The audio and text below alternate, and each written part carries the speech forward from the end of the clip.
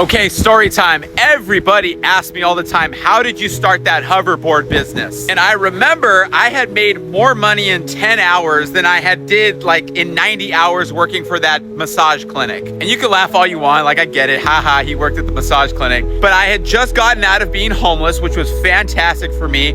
I moved into an apartment sharing a room with somebody else, and I didn't want to have to drop out of next semester like I did the semester before. So I knew if I wanted to go back to school and evidently help my parents and ultimately be able to graduate on time, I knew that the massage clinic was not going to be enough. I had the skills, but what I didn't have was a foundation, and that's going to be very important towards the end of this story.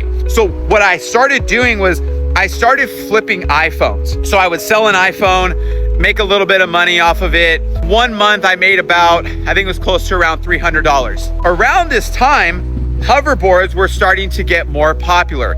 And I remember seeing the basketball player, J.R. Smith. I remember him riding into one of his games into the locker room on one of these hoverboards. And I thought, I need to flip those. So I got my hands on one. I sold it, made a little bit of money, like about $200. Then I bought 2 more. So then I'm up $400. And then I bought 4 of them, and then I went up like $800 or something like that. And all of that was about like 10 hours worth of work, which was more than I was getting like working like 90 hours at this massage place.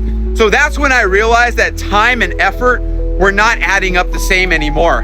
And that's when I started to say, okay, now we're gonna go all in on this. The moral of the story here is you gotta value your time more than you value money sometimes. And ultimately, if you guys know the whole entire story, you guys know that I ended up losing all of that money because of really bad habits and the fact that I didn't have a foundation to be able to hold on to that.